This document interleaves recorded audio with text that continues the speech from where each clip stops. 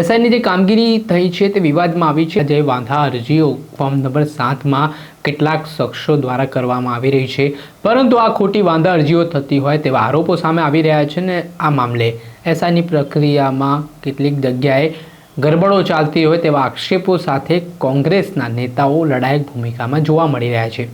ત્યારે આ બાબતને લઈને વડોદરા જિલ્લા કલેક્ટર કચેરીએ કોંગ્રેસના નેતા ઋત્વિજ જોશી અને કાર્યકરો પહોંચ્યા। ત્યારબાદ અધિકારીઓ સાથે તેમની ઉગ્ર બોલાચાલી થઈ। શું સમગ્ર મામલો છે, વિગતે વાત કરી। વૈષ્ણવજન તો તેને કહીએ જે પીડ પરાઈ જાનાને રે। નમસ્કાર દર્શક મિત્રો, નવજીવન ન્યૂઝમાં આપનું સ્વાગત છે। હું છું ફૈઝાન।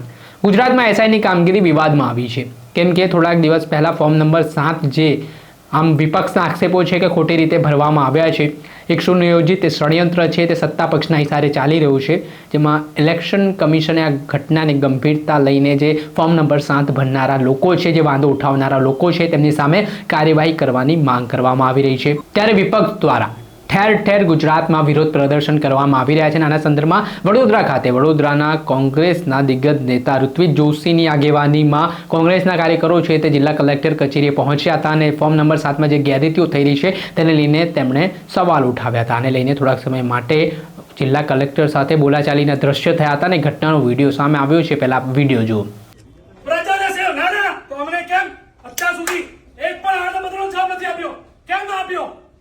કેમ તમારા પીએલઓ ભાજપના ઇશારે મતદારોના ઘરે જાય છે?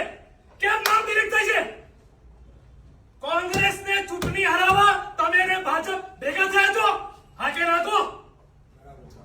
હા કે ના બોલો? અને મને કલેક્ટર સાહેબને મળવું છે, જો અહીંયા હાજર હોય। મને સાહેબે કીધું કે હું નથી, જો હાજર હોય તો અમને મળવું પડશે। હું પોલીસના મિત્રોને કહું છું, કોંગ્રેસ પાર્ટી અમે શાંતિથી રજૂઆત કરીએ છીએ ગાંધીજીના માર્ગ પર કરીને, પણ એનો મતલબ એવું નહીં કે કોંગ્રેસ પાર્ટીને ગંભીરતાથી ના લે અને ભાજપના ઇશારે કામ કરે। ભાજપના નેતાઓ પગાર આપે છે, પ્રજા રૂપિયા પ્રજા વિચારી પરસેવાના રૂપિયાની ટેક્સ ભરી ભરીને મરી ગઈ, ત્યારે તમે એસી કેબિનમાં બેઠા છો। આ પબ્લિક ટેક્સ ના ભરો, તમને શું મળશે? કો બને તમે પગાર કોને પૈસા મળે છે? એટલે તમે ભાજપ સાથે મેળાપીપણામાં વડોદરામાં 54,000 મતદારો ના નામ અને એવા નોટિસ આપી છે કે જે નોટિસનો મતલબ નથી।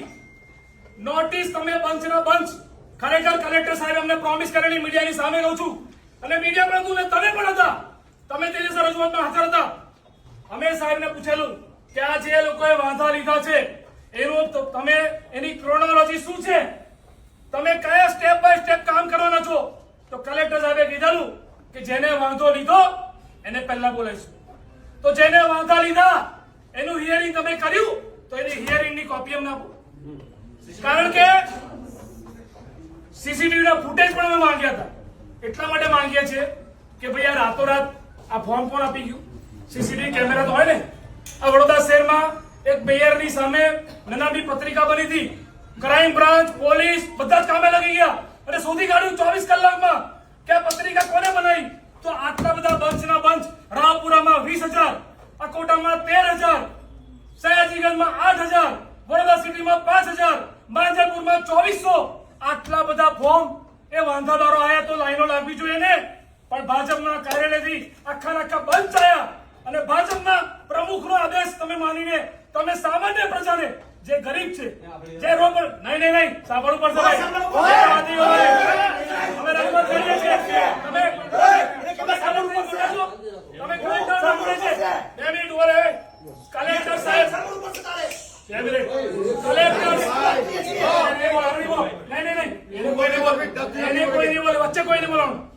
કલેક્ટર સાહેબ પણ નથી કહેતા કે ચલો આપી દો આવેદનપત્ર, એટલે તમે સાહેબ કલેક્ટર મોટા છો?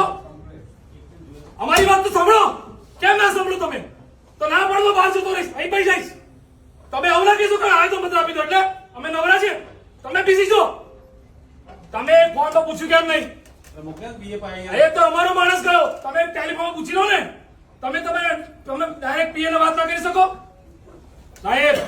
19 ડિસેમ્બરે ડ્રાફ્ટ પદ્ધતિ પડી ત્યારથી કોંગ્રેસ પાર્ટી સતત રજૂઆત કરે છે કે સામાન્ય મતદારોનું નામ ડિલીટ ના થવા જોઈએ, અને અત્યારે એવું ચાલુ થઈ ગયું છે। એટલે ચૂંટણી હરાવવા માટે ભાજપ સાથે ચૂંટણી પંચ અને ભાજપ મેળાપીપણામાં કામ કરે છે। એવું ના હોય તો તમારે આવેદનપત્રમાં લખ્યું છે કે તમારે આ સિસ્ટમ કોણ લાવ્યું? ઇલેક્શન કમિશન કામ કરી રહ્યું છે.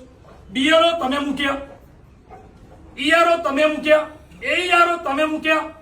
તો બીજેપીના નેતાઓના નામ સાથે જે વાંધા આવ્યા છે એ ચૂંટણી કમિશન એટલે કે તમારા માણસો પર વાંધા ઉઠક્યા છે. સામાન્ય અવતાર નહીં, કામગીરી તમે કરી એટલે એમને વાંધો તમારી સામે છે. તો તમારી સામે જયારે વાંધો હોય તો તમે સાક્ષી બનીને એ બીજેપીના નેતાઓની સામે તમે ફરિયાદ આપો. આજે સમગ્ર ઘટનાનો વિડીયો સામે આવ્યો છે. જે રીતે અહીંયા જે ત્યાંના કોંગ્રેસના નેતાઓ છે તે સવાલો ઉઠાવી રહ્યા છે અને આ મામલામાં જે લોકો જવાબદાર છે તેમની સામે કાર્યવાહી કરવા માટે પણ તેઓ માંગ કરી રહ્યા છે.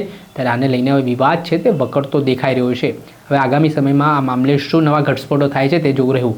દર્શક મિત્રો, આવા જ વિડીયો જોવા માટે નવજીવન ન્યૂઝ જોતા રહો.